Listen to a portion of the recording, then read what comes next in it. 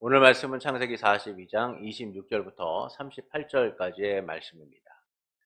그들이 곡식을 나귀에 싣고 그곳을 떠났더니 한 사람이 여관에서 나귀에게 먹이를 주려고 자루를 풀고 본즉 그 돈이 자루 어귀에 있는지라 그가 그 형제에게 말하되 내 돈을 도로 넣어도다 보라 자루 속에 있도다. 이에 그들이 혼이 나서 떨며 서로 돌아보며 말하되 하나님이 어찌하여 이런 일을 우리에게 행하셨는가 하고 그들이 가나안 땅에 돌아와 그들의 아버지 야곱에게 이르러 그들이 당한 일을 자세히 알려 아뢰되 그 땅의 주인이 그 사람이 엄하게 우리에게 말씀하고 우리를 그 땅에 대한 정탐꾼으로 여기기로 우리가 그에게 이르되 우리는 확실한 자들이요 정탐꾼이 아니니이다.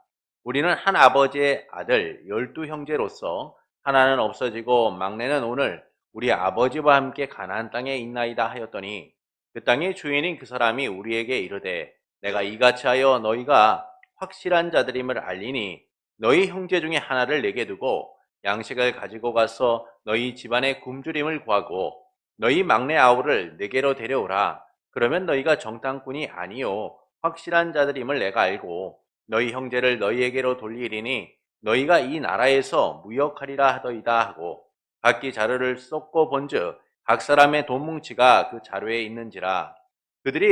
그들과 그들의 아버지가 돈 뭉치를 보고 다 두려워하더니 그들의 아버지 야곱이 그들에게 이르되 너희가 나에게 내 자식들을 잃게 하도다. 요셉도 없어졌고 시몬도 없어졌거늘 베냐민을 또 빼앗아 가고자 하니 이는 다 나를 해롭게 함이로다. 루벤이 그의 아버지에게 말하여 이르되 내가 그를 아버지께로 데리고 오지 아니하거든 내 두 아들을 죽이소서. 그를 내 손에 맡기소서. 내가 그를 아버지께로 데리고 돌아오리이다. 야곱이 이르되 내 아들은 너희와 함께 내려가지 못하리니 그의 형은 죽고 그만 남았음이라. 만일 너희가 가는 길에서 재난이 그에게 미치면 너희가 내 흰머리를 슬퍼하며 수월로 내려가게 함이 되리라. 아멘. 현실만 보면 우리는 실망할 수밖에 없습니다. 현실은 우리의 기대와 다른 일들이 너무나 많이 일어나기 때문이죠. 우리가 이 세상을 살아가면서 얼마나 많은 기대를 가지고 살아갑니까? 되어지는 많은 일들을 보면서 이렇게 되었으면 좋겠다, 저렇게 되었으면 좋겠다라고 우리는 생각하며 살아가요. 그러나 살아가다 보니까 우리의 기대와 다른 일들이 일어나면서 때로는 우리의 기대가 무너지고 우리가 생각하지 못했던 일 때문에 어려움을 겪기도 하죠.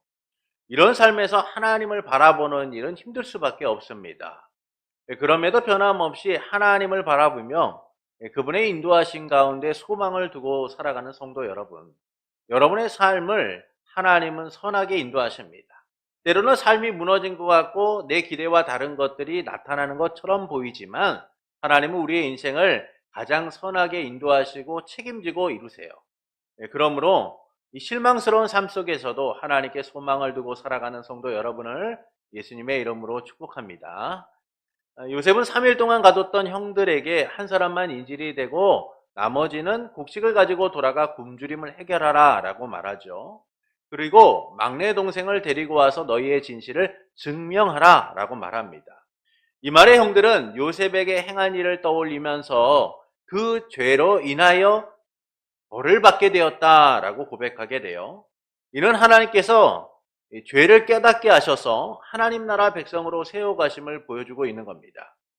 요셉이 통역으로 대하하자 그들은 요셉이 듣는 줄도 알지 못한 채 참으로 우리가 요셉에게 죄를 지었다. 그의 괴로움을 우리가 신경 쓰지 않고 우리가 외면함으로 인하여 그 죄가 우리에게 임하게 되었다라고 그들은 고백하게 되죠. 무려 21년 동안 무감각했던 그들의 삶 속에 죄가 무엇인지를 깨닫게 되었고 그 죄에 대하여 고백하는 놀라운 일들이 일어나게 된 거예요. 이는 하나님께서 요셉을 통하여 그들이 죄를 깨닫게 하시고 하나님 나라 백성으로 세워가심을 보여주고 있는 것이죠. 그래서 하나님은 요셉이 형들을 정탐꾼으로 몰게 하셔서 죄를 깨닫게 하셨을 뿐만 아니라 그들에게 죄를 고백할 수 있는 회개의 기회까지 주신 거예요. 그리고 요셉이 그의 이야기를 듣게 하심으로 그들의 이야기를 듣게 하심으로 요셉의 마음에 있었던 상처를 회복하게 하셔서 그가 하나님의 주권적 은혜 가운데 나아가고 있음을 다시금 깨닫게 하시는 거죠. 이처럼 하나님께서는 요셉의 형들이 죄를 깨닫고 그 책임을 자신들에게 돌리게 하심으로 요셉뿐만 아니라 그 형들을 회복하게 하심을 보여주고 계신 거예요. 그리고 본문은 이제 곡식을 가지고 가나안으로 돌아간 형들의 이야기를 담고 있습니다. 정탐꾼으로 몰릴 위기에 맞았던 형들은 우여곡절 끝에 이제 이집트를 떠나서 그들이 원하는 이제 가나안 땅으로 향하게 된 거예요. 근데 한 여관에 머물게 되었습니다. 그때 형제 중 하나가 이 나귀에게 먹이를 주려고 자루를 열었다가 깜짝 놀라게 된 거죠. 생각지도 못했던 것이 그 안에 담겨져 있었던 거예요. 곡식을 사기 위하여 가지고 갔던 돈이 그대로 자루 안에 있는 것을 발견하게 된 겁니다. 그래서 그는 형제들에게 내 돈을 도로 넣었어. 잡아. 그것이 내 자루 안에 있어. 라고 얘기하죠. 이때 그 말을 들은 형제들이 혼이 나서 떨며 하나님이 어찌하여 우리에게 이런 일을 하셨는가? 라고 고백하게 됩니다. 그리고 그들은 가나안 땅에 있는 아버지에게 가서 이집트에서 겪었던 모든 일을 말하게 되죠. 그 땅의 주인이 엄하게 말하며 정탐꾼으로 몰았으나 우리는 정직한 사람이 정탐꾼이 아닙니다. 우리는 12 형제이며 한 아버지의 아들들입니다. 그 중에 하나는 없어졌고 막내는 아버지와 함께 가나안 땅에 있습니다. 그러자 그 땅의 주인이 우리에게 너희 형제 중 한 사람을 남겨두고 나머지는 집안의 굶주림을 위해 양식을 가지고 간 후에 막내 동생을 데리고 와서 너희의 정직함을 증명하라. 그러면 너희 형제를 내어주고 너희가 이 땅에서 무역할 수 있을 거라고 했어요. 라고 말합니다. 이 말을 하고 나서 요셉의 형들은 자루를 비우면서 각 사람의 동뭉치가 그 자루에 담겨 있는 것을 보게 되죠. 이 일로 인하여 그들과 야곱은 두려워하게 됩니다. 야곱은 말하기를 너희가 나로 자식들을 잃게 하였구나. 요셉은 없어졌고 시므온도 없어졌으며 이제는 베냐민마저 데려가려 하느냐. 이 모든 일이 나를 해롭게 하는구나 라고 고백해요. 그러자 루벤은 만일 내가 그를 아버지에게로 데려오지 못한다면 아버지 나의 두 아들들을 죽이십시오. 그를 내 손에 맡기시면 내가 분명히 아버지께로 데려오겠습니다. 라고 말하죠. 야곱은 내 아들은 너희와 함께 내려가지 못할 것이다. 그의 형은 죽고 그만 홀로 남았는데 만일 그가 가는 길에 재앙이라도 만나게 된다면 너희는 백발인 나를 슬퍼하며 죽게 만드는 것뿐이다. 라고 고백합니다. 이를 통하여 말씀하시는 바는 무엇일까요? 사람들은 위기를 기회로 삼고 두려움을 용기로 바꿔야 된다라는 말을 많이 합니다. 그러나 위기라는 것이요, 기회가 되는 일은 별로 없어요. 위기는 위기로 끝날 때가 참 많습니다. 그래서 사람들은 두려워하는 것이죠. 인생의 위기가 기회가 되었던 적은 손에 꼽을 정도이기 때문이에요. 가나안 왕 야빈의 군대 장관 시스라는요, 이스라엘과의 전쟁에 임하게 됩니다. 이스라엘을 20년 동안 통치했던 그들의 입장에서 이 전쟁은 승리할 수밖에 없는 전쟁이에요. 그들은 최신식 전차를 앞세워 무려 900대를 앞세워서 이스라엘을 굴복시키기 위하여 전쟁에 참여하게 됩니다. 그런데 예상과 달리요, 시스라의 군대는 드보라와 바락이 이끄는 이스라엘에게 비참하게 패하게 되죠. 모든 군사를 잃게 된 시스라는 가나안 군대 장관의 형통했던 삶에 위기를 맞게 된 거예요. 이제 그의 생명을 위태롭게 되었고 그는 이 위기를 어떻게든 극복해야 되는 상황에 놓이게 된 겁니다. 이제 살기 위하여 도망치는 신세가 된 거죠. 그래서 그는 살기 위하여 겐 사람 헤벨의 아내 야엘의 장막에 이르게 됩니다. 그 집안은 가나안 왕 야빈과 사이가 매우 좋은 관계였기 때문이죠. 야엘은 시스라를 반갑게 맞이했고 그를 장막으로 이끌었어요. 이 때문에 시스라는 위기를 넘기고 새로운 기회를 얻게 된 거죠. 잠시 이곳에서 쉬어서 새롭게 일어나 이스라엘을 벌하고 그 땅을 다시 가나안으로 되돌리고자 했어요. 도망자의 삶을 끝내고 다시 가나안의 군대 장관으로 일어설 것을 기대하며 그곳에 쉬고 있었습니다. 그러나 위기를 피하고 기회를 얻고자 했던 그곳에서 시스라는 비참하게 죽게 돼요. 자신을 반갑게 맞이했던 야엘의 손에 의하여 죽게 되죠. 이처럼 위기가 기회가 되고 두려움이 용기로 바뀌는 일은 쉽게 일어나지 않아요. 그래서 사람들은 인생에 찾아오는 위기를 만날 때마다 두려워하는 겁니다. 이 위기가, 이 문제가, 이 고난이 어떻게 내 삶을 무너뜨릴까 염려하고 걱정하며 살아가게 되는 것이죠. 이 점에서 야곱과 그의 아들들도 위기를 떨쳐내지 못하고 지금 두려움 가운데 있는 거예요. 이집트에서 풀려나 곡식을 가지고 가던 야곱의 아들들은 한 여관에 머물게 됩니다. 근데 그곳에서 한 형제가 나귀에게 풀을 먹이고자 자루를 열었다가 그만 돈이 그 안에 담겨 있는 것을 봐요. 그래서 형제들에게 말하죠. 이 이야기를 들은 형제들은 혼이 나서 떨며 서로를 바라보며 하나님이 어찌하여 우리에게 이런 일을 행하시는가 라고 고백하게 됩니다. 그리고 그들은 야곱이 있는 가나안에 도착하여 아버지에게 정탐꾼으로 몰렸던 여러 이야기들을 하게 되죠. 그리고 나서 각기 자루를 쏟자 야곱과 그의 아들들은 두려움에 떨게 되는 거예요. 자루 안에 그들이 가지고 있었던 돈들이 그대로 담겨져 있었기 때문인 겁니다. 정탐꾼으로 몰렸던 그들이 이제는요, 도둑으로 몰릴 상황 가운데 놓이게 된 거예요. 엎친 데 덮친 격으로 이제는 정탐꾼으로 몰리는 것으로 끝나는 것이 아니라 나중에 도둑으로 몰려서 더 어렵고 힘든 위기를 맞이하게 될 것이 불을 보듯 뻔하게 된 거예요. 위기가 기회가 아니라 위기가 위기로 끝나 그들을 고통 가운데 몰아넣을 상황이 된 겁니다. 이 때문에 그들은 두려워하였고 야곱은 아들들로 인하여 자식을 잃게 되었다고 한탄하게 되는 거죠. 요셉도 잃고 시므온도 잃고 이제는 베냐민마저 잃게 되었구나. 그러니 내가 그를 너희들에게 함께 보낼 수 없다라고 얘기해요. 그러자 루우벤이 아버지 베냐민을 데리고 가서 내가 데려오지 못한다면 두 아들을 죽이십시오. 나의 두 아들을 죽이십시오. 제가 꼭 책임지고 베냐민을 데리고 오겠습니다. 그러나 이 말이 야곱에게 들렸겠습니까? 이미 야곱은 두려움 가운데 있었어요. 그 두려움이 그의 삶을 잠식하고 있었고 그는 요셉도 시므온도 이런 이 상황 속에서 베냐민을 내어놓을 수 없었죠. 그래서 그는 이야기합니다. 이제 그 형 요셉마저 잃고 베냐민마저 잃는다면 내가 어떻게 되겠느냐? 내가 슬퍼하며 죽게 되는 것밖에 남지 않았지 않냐라고 얘기하죠. 이처럼 야곱과 그의 아들들은요, 위기를 극복하고 용기 있게 담대하게 나가는 것이 아니라 극복하지 못한 채 두려움에 떨고 있었다는 거예요. 이를 통하여 말씀하시는 바는 무엇일까요? 하나님에 의하여 신앙적으로 성장한 야곱의 아들들을 보여주고 있는 거예요. 이들의 두려움과 이들의 위기 속에서도 하나님은 이들을 성장시키고 있다라는 사실을 보여주고 있는 겁니다. 여러분, 우리가 항상 하나님의 말씀을 보면서 잊지 말아야 될 것은 우리의 인생이라는 것이 하나님의 주권적 섭리 가운데 이끌려지고 있다는 사실을 잊지 말아야 돼요. 항상 하나님이 주권적으로 우리를 다스리시고 주권적으로 우리를 세워가시고 주권적으로 우리를 통치하고 계시다는 사실을 잊어서는 안 됩니다. 여러분, 이것을 잊게 되는 순간 우리는 끊임없는 위기 속에서 두려움 가운데 빠질 수밖에 없어요. 그러나 하나님은 우리에게 이 말씀을 통하여 보여주시는 거죠. 너희에게 위기이고 너희에게 문제이고 너희에게 고난인 것처럼 보이지만 그러나 그것은 내가 너희를 세워가는 과정이다. 내가 주권적으로 너희를 인도하고 있다라는 사실을 말씀해주고 있는 거예요.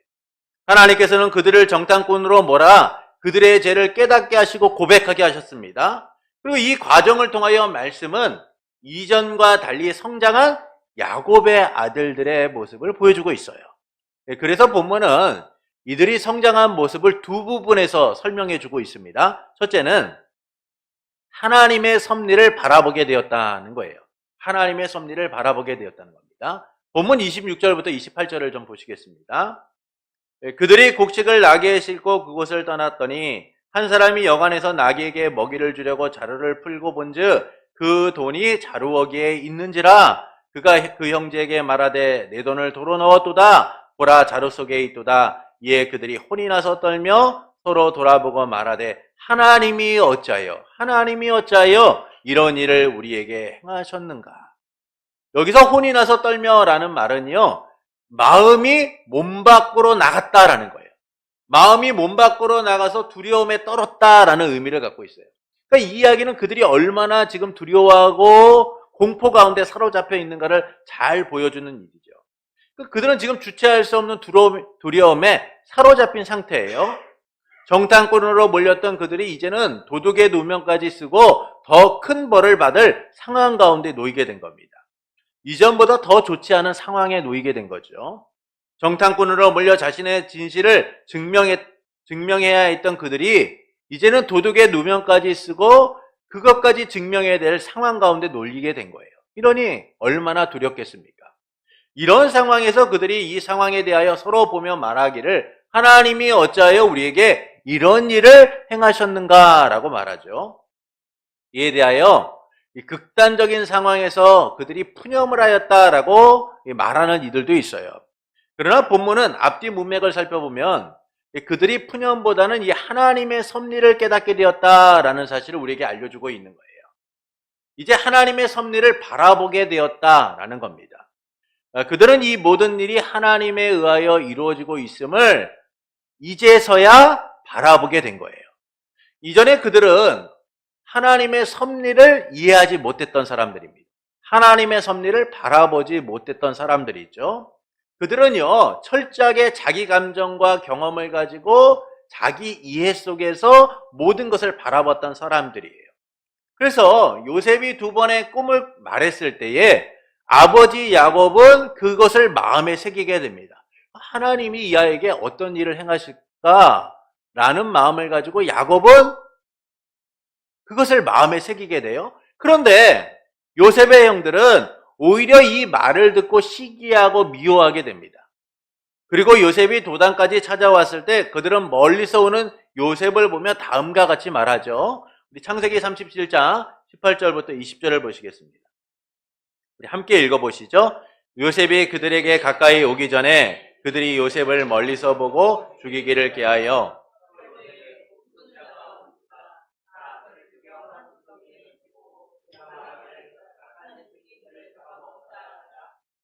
꿈이 어떻게 되는지를 우리가 볼 것이냐 하는지라. 자, 요셉을 보면서 그들이 꿈꾸는 자가 오는도다 라고 조롱을 하고 있어요. 그리고 나서 그들이 이야기합니다. 요셉을 죽이고 구덩이에 던져 그 꿈이 어떻게 되는지 보자. 그들은 하나님의 주권적 섭리를 인정하지 않고 그 뜻에 맡기는 자들이, 주권적 섭리를 인정하고 그 뜻에 맡기는 자들이 아니었어요. 오히려 주권적 섭리를 인정하지 않고 자기들의 감정과 자기들의 의지대로 행동했던 자들이라는 것이죠. 그래서 하나님이 요셉을 향해 어떤 목적을 갖고 계신지, 하나님이 이 꿈을 통하여 요셉에게 무엇을 하고 계시는지를 그들은 바라보지 않았어요. 단지 그 꿈이 괘씸한 거예요. 그래서 그들은 하나님의 이 주권적 섭리를 자기들의 의지대로 막으려고 했던 겁니다. 그 꿈이 어떻게 되는지 봐. 그래, 우리가 한번 두고 볼 거야. 우리가 너를 죽이면 그 꿈이 어떻게 되겠어? 이루어지겠어? 이루어지지 않지. 봐, 우리가 그것을 막겠어. 여러분, 요셉의 형제들의 마음은요, 형들의 마음은 하나님을 생각하지 않는 자들이었어요. 하나님이 없이 그냥 자기의 감정과 자기의 뜻을 앞섰던 사람들입니다. 하나님이 이뤄가시는 일을 보기보다는 그냥 현재적 상황을 이해하고 자기들 마음대로 행동하고자 했던 사람들이죠. 그랬던 그들이요, 정탐꾼으로 몰렸을 뿐만 아니라 이제 도둑의 누명까지 쓰게 된 겁니다. 그런데 이 위기의 상황 가운데서, 이 고통의 상황 가운데서 그들이 고백하는 놀라운 고백을 들어보십시오. 하나님이 어찌하여 이런 일을 우리에게 행하셨는가? 그들은 하나님이 자신들을 어떻게 하시려고 이런 일을 행하셨는가 라고 고백하고 있는 거예요. 그러면서 지금까지 보지 못했던 하나님을 바라보게 된 거예요. 하나님의 섭리를 바라보게 된 겁니다. 하나님이 없이 살았던 그들, 하나님의 섭리를 알지 못한 채 막으려고 했던 그들, 위기의 상황 속에서 비로소 하나님의 섭리 인도하심을 그들은 이제야 바라보게 된 거죠. 하나님이 그들을 위해 계획하시고 이루실 일을 이제야 바라보면서 하나님이 어찌하여 우리에게 이런 일을 하셨는가? 라고 고백하고 있는 거예요. 둘째는 아버지 야곱을 생각한 겁니다. 본문 30절부터 34절을 보시겠습니다. 본문 30절부터 34절입니다. 그 땅의 주인인 그 사람이 엄하게 우리에게 말씀하고 우리를 그 땅에 대한 정탐꾼으로 여기기로 우리가 그에게 이르되 우리는 확실한 자들이요 정탐꾼이 아니니이다. 우리는 한 아버지의 아들 12 형제로서 하나는 없어지고 막내는 오늘 우리 아버지와 함께 가나안 땅에 있나이다 하였더니 그 땅의 주인인 그 사람이 우리에게 이르되 내가 이같이 하여 너희가 확실한 자들임을 알리니 너희 형제 중에 하나를 내게 두고 양식을 가지고 가서 너희 집안의 굶주림을 구하고 너희 막내 아우를 내게로 데려오라. 그러면 너희가 정탐꾼이 아니요 확실한 자들임을 내가 알고 너희 형제를 너희에게 돌리리니 너희가 이 나라에서 무역하리라 하더이다 하고. 그들은 이집트에 있었던 일을요 야곱에게 설명을 합니다. 그런데 여러분 뭔가 다른 점을 발견하셨나요? 그들은 3일 동안 감옥에 갇혔다는 이야기를 하지 않고 있어요. 또 시므온이 결박되어 갇혀 있다는 이야기를 하지 않습니다. 오히려 시므온이 형제들을 대표하여 그곳에 남은 것처럼 이야기하고 있어요. 그리고 요셉이 막내 동생을 데려와 진실을 증명하면 너희가 죽지 아니하리라 라고 말했습니다. 그것은 뭐예요? 진실을 증명하지 못하면 죽는다는 거예요. 그런데 이들이 야곱에게는 뭐라고 얘기합니까? 막내 동생을 데려오면 형제를 돌려주고 이집트에서 무역하게 될 것이다 라고 말했다고 얘기해요. 언제든지 마음대로 와서 곡식을 살 수 있게 하겠다라는 것이죠. 이는 그들이 야곱이 겪을 고통을 최소화시키고 있다라는 사실을 우리에게 보여주고 있는 거예요. 형제들은요 아버지 야곱을 배려해서 그가 충격받지 않도록 그나마 배려하여 이야기해주고 있는 거예요. 그러나 지난날 그들의 모습을 여러분 보십시오. 그들은 아버지의 상처를 생각하는 자들이 아니었어요. 그들은 자기의 유익과 자기의 죄들을 숨기기 위하여 애썼던 자들입니다. 그래서 요셉을 이스마엘 상인들에게 팔고 나서 요셉의 옷을 가져다가 수염소에 피를 묻혀서 아버지에게 가져가는 거죠. 아버지 이게 요셉의 옷이 아닙니까? 그러자 야곱은 고통 속에서 이야기하는 거죠. 아, 짐승이 내 아들을 죽였구나. 내 아들이 이렇게 비참하게 최후를 맞이했구나. 라고 하면서 요셉의 죽음을 확정하게 돼요. 여러분, 아들들이라고 한다면 그 아버지의 충격을 최소화하기 위하여 노력했어야 돼요. 그러나 그들은 이 요셉의 죽음을 누가 확정하게 만든 겁니까? 아버지 야곱이 확정하도록 만든 거죠. 이 얼마나 잔인한 말입니까? 그랬던 그들이요, 지금 야곱의 아픔을 최소화시키기 위하여 야곱이 상처받지 않도록 하기 위하여 말을 순화하여 이야기하고 있다는 거예요. 이처럼 본문은 하나님에 의하여 성장된 야곱의 아들들의 모습을 보여주고 있는 겁니다. 그들이 비로소 하나님을 바라보게 되었다고 말씀해주고 있고 아버지를 생각하는 자들이 되었다라고 말씀해주고 있는 것이죠. 그럼에도 그들은 여전히 두려움 가운데 있었어요. 그들의 자루에 가져간 돈이 그대로 담겨 있었기 때문인 거죠. 그 일로 야곱과 아들들이 두려워하게 됩니다. 정탐꾼으로 몰렸던 그들이 이제 도둑으로 몰릴 위기 가운데 놓이게 된 거죠. 이 때문에 야곱은 탄식하며 요셉도 잃고 시므온도 잃고 이제 베냐민까지 잃게 되었다라고 말해요. 그러자 루벤이 책임질 것을 약속하며 베냐민을 데려갔다 데려오겠다라고 말합니다. 그럼에도 불구하고 야곱은 베냐민을 데려가지 못할 것이다 라고 말해요. 혹시라도 가는 길에 재앙을 만나 그 아들을 잃을 것이 두려웠기 때문인 겁니다. 이는 하나님의 계획과 인도하심이 변함없이 그분의 뜻대로 진행되고 있다는 사실을 우리에게 보여주고 있어요. 그럼에도 불구하고 여전히 야곱과 그의 아들들은 그런 하나님의 온전하신 뜻을 발견하지 못하고 두려워하고 있다는 것이죠. 그러나 하나님은 그런 자들 또한 성장시켜서 하나님의 뜻이 이뤄감을 나타내주고 계시다는 거예요. 그들은 두려움에 떨고 위기 가운데 있었지만 하나님은 그의 택한 백성을 통하여 일하심으로 하나님 나라 백성으로 세워가고 계심을 보여주고 있는 거예요. 이처럼 하나님께서는 신적 작정을 통하여 뜻하신 바를 선하게 이뤄가시는 분입니다. 야곱과 그 집의 생명을 보존하기 위해 요셉을 보내셨던 하나님께서 이제 요셉의 형들을 성장시켜가고 계신 거예요. 하나님 나라 백성으로서 세워가기 위하여. 그리고 창세기 43장은 성장된 유다의 모습을 통하여서 하나님이 그들을 이집트로 인도하고 계심이 막바지에 이르렀다라는 사실을 알려주고 있는 겁니다. 유다의 성장을 통하여 하나님이 유다를 야곱 가문의 계승자, 하나님 약속의 계승자로 삼으실 것을 보여주고 계시고 또한 그 가문을 이집트로 어떻게 인도하고 계시는가를 자세하게 보여주고 계신 거죠.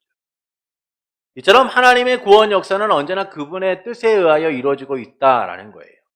그리고 여전히 하나님은 우리를 은혜로 성장시키셔서 우리가 그 자리 가운데 설 수 없는 자임에도 불구하고 하나님 나라 백성의 자리에 앉아 살아갈 수 있는 삶을 허락하셨다라는 겁니다.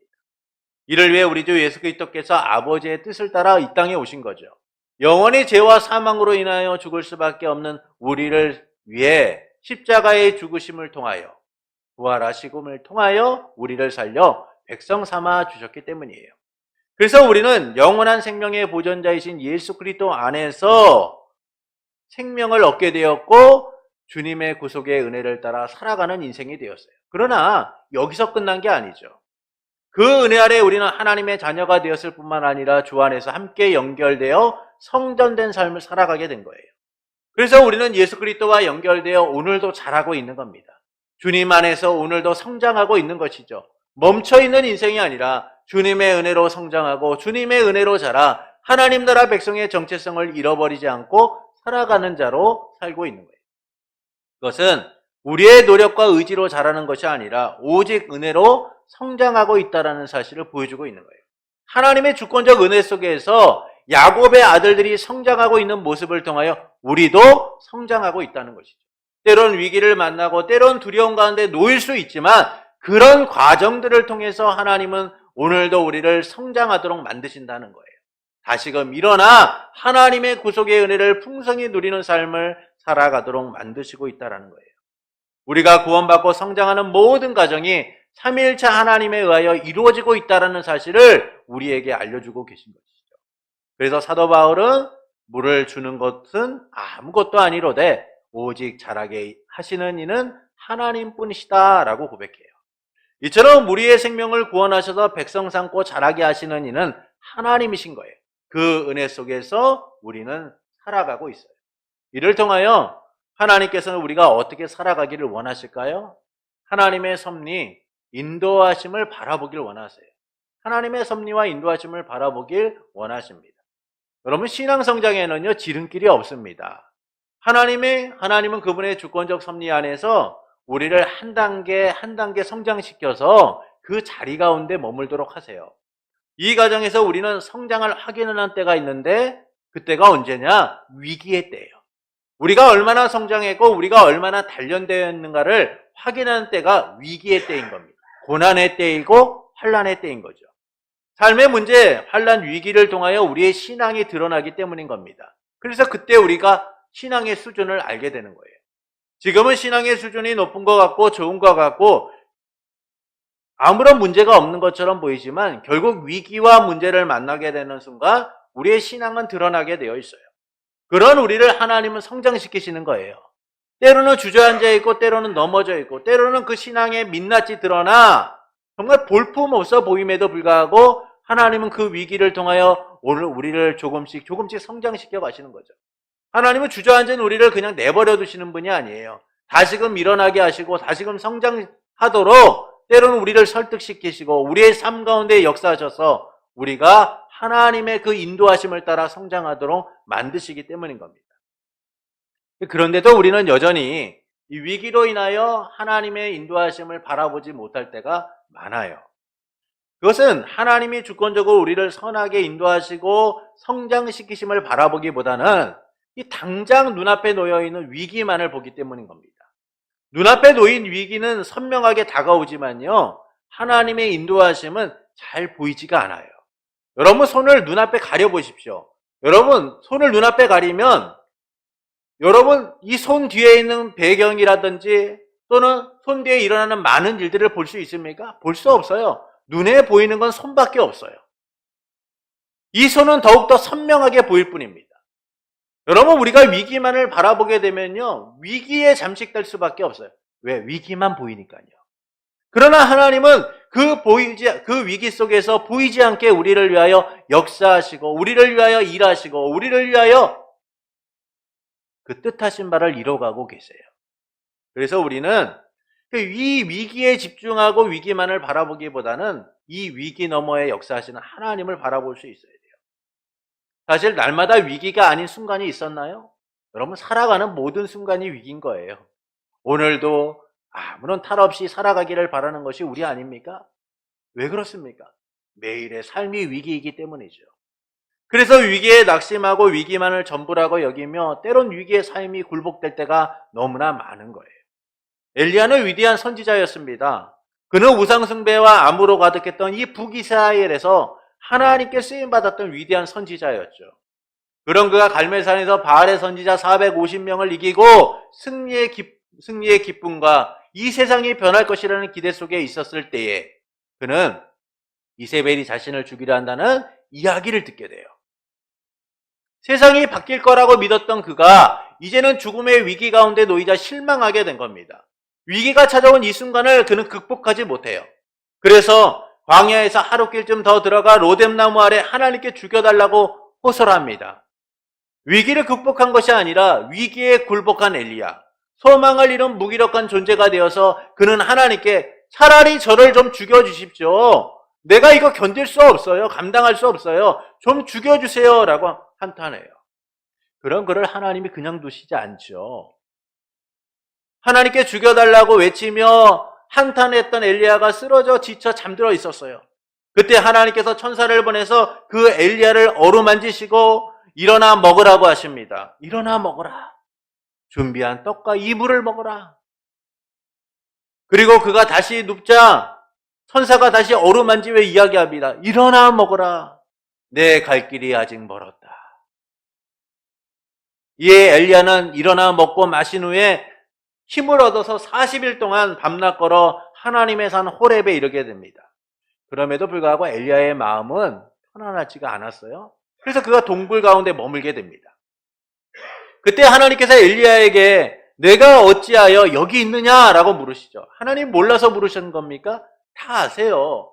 지금 엘리야의 상황과 문제를 너무나 잘 알고 계세요. 그럼에도 불구하고 하나님이 내가 어찌하여 여기 있느냐라고 묻습니다. 그러자 엘리야가 하나님, 저는 하나님을 위하여 열심히 살았습니다. 이스라엘 자손이 주의 언약을 버리고 제단을 열고 주의 선지자들을 다 죽일 때 저는 주님을 위하여 얼마나 열심히 이 위기 속에서, 이 문제 속에서, 이 고난 속에서 열심히 살았습니까? 그런데 결과를 보십시오. 이제 저 혼자 남아있지 않습니까? 그런데 혼자 남은 저마저도 이제 저들이 저를 죽이려고 합니다. 이 말에 하나님께서 엘리야에게 나가서 산에서 여호와 앞에 서라라고 말씀하세요. 내가 내 앞을 지나가겠다라고 말씀하시죠. 그러더니 매우 센 바람이 불어와 여호와의 앞에서 산을 가르고 바위를 쪼개기 시작하는 거예요. 그러나 여호와께서는 그 바람 속에 계시지 않았습니다. 바람이 불고 난 다음에 지진이 일어나기 시작한 거예요. 그러나 그 지진 속에서도 하나님께서는 계시지 않았어요. 지진이 일어난 후에 또 불이 났지만 그 불 속에서도 하나님은 계시지 않았어요. 불이 난 뒤에 조용하고도 부드러운 목소리가 들렸어요. 이 소리를 듣고 엘리야는 얼굴을 가렸고 동굴 입구에 서 있었습니다. 그때 하나님이 말씀하시기를 엘리야야 여기서 무엇을 하고 있느냐라고 물으시죠. 엘리야야 여기서 무엇을 하고 있느냐. 그러자 엘리야는 그 하나님의 놀라운 역사하심을 보았음에도 불구하고 처음 했던 대답과 같이 똑같이 얘기하는 거예요. 하나님 제가 얼마나 열심히 일했습니까? 이스라엘 자손이 주의 언약을 버리고 제단을 헐고 선지자들 다 죽일 때 저는 그 위기를 무릅쓰고 그 생명의 위태로움을 무릅쓰고 그 고난 가운데 주님을 위하여 싸웠습니다. 그런데 이제 저만 홀로 남고 다 죽었지 않습니까? 그리고 저들은 저마저도 죽이려고 합니다. 그런 하나님의 놀라운 역사를 경험했지만 여전히 위기에 사로잡혀 있는 존재였어요. 그런 엘리야에게 하나님은 위로하시고 그분이 누구신지를 증명해 보이시는 거죠. 그리고 다시 일어날 기회를 주시는 거예요. 지금 엘리야는 일어날 상황이 아니에요. 그는 철저한 패배자가 되었고 정말 무기력한 존재가 되었습니다. 그런데 하나님은요, 그런 엘리야를 다시금 일어나도록 만드시는 거예요. 성장시키시는 거죠. 그리고 그의 마지막이 아름답게 마무리될 수 있도록 하나님이 하세요. 열왕기상 19장 15절부터 18절을 보시겠습니다. 열왕기상 19장 15절부터 18절입니다. 우리 한 절씩 교독하겠습니다. 여호와께서 그에게 이르시되 너는 내 길을 돌이켜 광야를 통하여 다메섹에 가서 이르거든 하사엘에게 기름을 부어 아람의 왕이 되게 하고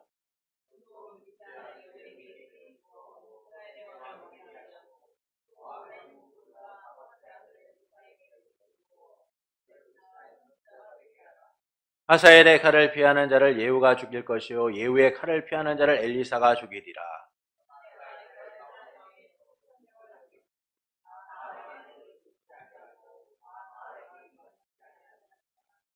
하나님은 상처 입고 무너진 엘리야에게 마지막으로 그가 할 일이 무엇인가를 알려주세요. 그가 걱정했던 위기는 곧 사라질 것이고 엘리야만 남은 것이 아니라 7천의 사람들이 더 있다라는 말씀을 통하여 엘리야의 마음을 위로하시는 거죠. 안다. 내가 왜 너의 아픔을 모르겠니? 왜 내가 너의 고통을 모르겠니? 그러나 이게 끝이 아니야. 내가 어떻게 일하고 있는지, 내가 어떻게 무엇을 하고 있는지 너에게 알려줄게. 하나님은 아합의 시대가 끝날 것이고 새로운 시대가 열릴 것을 말씀하세요. 그리고 너만 남은 것이 아니라 7천의 사람들이 더 있다는 말씀을 통하여 엘리야에게 다시 힘을 불어넣으시는 거예요. 이처럼 하나님은 무너진 엘리야를 성장시켜 그의 마지막을 아름답게 만드시는 겁니다. 다시 사명자로 서도록 주신 사명을 감당하고 그의 생을 아름답게 마칠 수 있도록 그를 세우시는 거죠. 그래서 우리는 위기만을 보아서는 안 되는 거예요. 하나님의 인도하심을 볼 수 있어야 됩니다. 우리의 경험과 지식으로 이해할 수 없는 문제만을 바라보고 낙심하기보다는 여러분 우리의 삶을 초월하여서 우리의 생각을 초월하여서 우리의 환경과 상황을 초월하여서 역사하시는 그 하나님의 인도하심을 볼 수 있어야 돼요. 변함없이 내 인생의 뒤편에서 그리고 때론 앞에서 날 위해 계획하시고 놀랍게 일하시는 그 하나님의 인도하심을 바라볼 수 있어야 돼요. 그때 우리는 항상 위기가 있지만 그 위기를 넘어 하나님의 역사를 바라보게 되는 겁니다. 위기를 통하여 하나님의 위로하심을 경험하게 되는 거죠. 위기를 통하여 일하시는 하나님의 놀라운 은혜를 경험하게 되는 거예요. 끝날 때까지 끝난 게 아니잖아요. 성도의 삶은요, 지금이 끝인 것처럼 보이지만 끝난 게 아니에요. 그 끝은 누가 정하시는 겁니까? 하나님이 정하시는 거예요. 하나님이 우리의 결말을 정하셨고 하나님이 우리의 그 끝을 아름답게 만드시기로 약속하셨어요. 그래서 우리는 위기만을 보기보다 우리의 신앙의 민낯을 드러내기보다 하나님의 인도하심을 바라볼 수 있어야만 하는 겁니다. 우리는 하나님의 주권적 섭리 그 통치 아래서 주의 자녀이며 백성으로 살아가고 있으니까요. 그러므로 내 삶의 문제, 위기만을 바라보기보다는 그 뒤편에서 뜻하신 바를 선하게 이루시는 하나님을 바라보는 성도가 되시는 것은 어떨까요? 눈앞에 펼쳐진 위기 때문에 낙심하고 두려워하기보다 하나님의 인도하심을 바라보며 주께 소망을 두는 성도가 되시는 것은 어떨까요? 사랑하는 성도 여러분, 풀려나 가나안을 향했던 요셉의 형들은 한 여관에서 자루에 담긴 돈을 확인하게 됩니다. 그래서 그들은 혼이 나서 떨며 서로 말하기를 하나님이 어찌하여 우리에게 이런 일을 행하셨는가 라고 고백하죠. 그리고 가나안에 도착한 그들은 야곱에게 이집트에 있었던 일을 말하고 야곱은 베냐민을 보내지 않겠다라고 합니다. 이는 하나님에 의하여 신앙적으로 성장한 야곱의 아들들의 모습을 보여주고 있는 거예요. 그들은 정체되어 있는 것 같고 멈춰 있는 것처럼 보이지만 하나님은 여전히 그들을 조금씩 성장시켜서 이제는 하나님을 바라보고 야곱을 생각하는 자로 만드신 거죠. 그래서 본문은 바로 그런 모습을 두 부분에서 보여주고 있는 거예요. 그들이 비로소 하나님의 섭리를 바라보게 되었다는 사실을 알려주고 있는 겁니다. 이전에 그들은 오히려 하나님의 섭리를 막으려고 했던 사람들이에요. 하나님의 섭리를 생각하지 않았던 사람들입니다. 그러나 그들은 이제 하나님의 섭리를 생각하게 된 거죠. 하나님이 어찌하여 이러한 일을 행하셨는가. 둘째는 아버지 야곱을 생각하게 된 거예요. 그들은 요셉을 팔고 나서 아버지를 생각하지 않은 채 자기들의 죄를 덮으려고만 했던 사람들입니다. 그러나 이제는 아버지를 생각하여 오히려 그 아버지가 더 상처받지 않도록, 더 아파하지 않도록 배려하고 있음을 보게 되죠. 이처럼 본문은 하나님에 의하여 성장된 야곱의 아들들의 모습을 보여주고 있어요. 하나님께서는 그들이 하나님을 바라보도록, 아버지를 생각하도록 신앙이 성장되도록 만드신 거예요.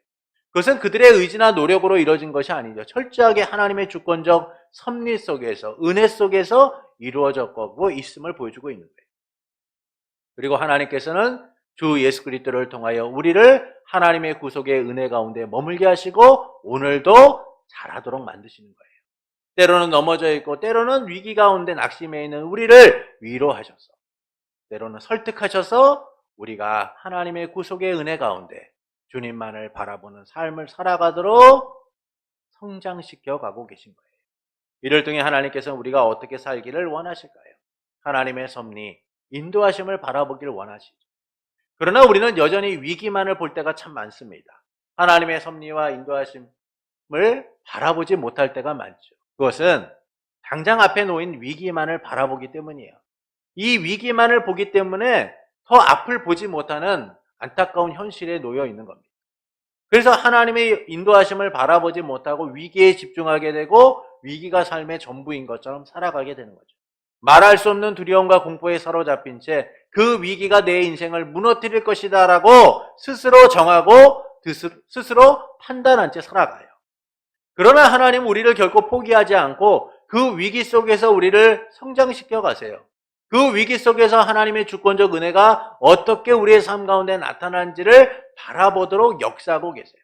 지금은 보이지 않는 것 같고 지금은 우리의 삶 가운데 하나님이 아무런 일도 행하시지 않는 것처럼 보이지만 우리는 나중에 깨닫게 되는 거죠. 아, 하나님이 우리의 인생을 이렇게 인도하고 계시구나. 그 위기 속에서 하나님이 가만히 계신 것처럼 보였지만 그러나 여전히 하나님은 나라는 존재를 위하여 일하고 계셨구나. 엘리야를 어루만지시고 일어나게 하셔서 다시금 사명을 감당하도록 하셨던 그 하나님께서 하나님의 자녀되고 백성된 우리의 삶을 얼마나 놀랍게 이뤄가고 계실까요? 여러분, 그 은혜들을 우리가 바라볼 수 있어야 돼요. 그때 우리는 위기만을 보는 것이 아니라 하나님이 우리의 삶 가운데 어떻게 인도하시는가를 바라보며 살아갈 수 있게 되는 겁니다. 언제나 우리를 위해 일하시는 하나님, 섭리하시고 인도하시는 하나님을 바라봄을 통하여 그분을 통하여 위로함 받고 그분을 통하여 일어날 힘을 얻고 그분을 통하여 이 세상을 이겨나가는 삶을 살아가게 되는 것이죠. 그러므로 내 삶의 문제, 위기만을 바라보기보다는 그 뒤편에서 때로는 우리 앞에서 일하시고 역사하시는 하나님을 바라보는 정도가 되시는 것은 어떨까요? 눈앞에 펼쳐진 위기에 낙심하고 두려워하기보다는 하나님의 인도하심을 바라보며 그곳에 소망을 두는 정도가 되시는 것은 어떨까요? 그때 우리는 어제보다 조금 더 자라있음을 보게 될 거예요. 위기에 무너지는 것이 아니라 위기를 이기는 삶을 통하여 하나님의 은혜를 풍성히 누리게 될 겁니다. 하나님이 자라게 하시고 성장하게 하심을 날마다 경험하는 삶을 살아가게 될 거예요. 그러므로 삶의 문제와 위기만을 바라보기보다는 하나님의 인도하심을 바라보며 살아가기를 원하는 성도 여러분에게 일을 행하시고 성취하시며 졸지도 주무시지도 아니하시는 삼위일체 하나님으로 인해 날마다 위기를 극복하고 하나님의 인도하심을 풍성히 누리는 삶이 되기를 예수님의 이름으로 축원합니다.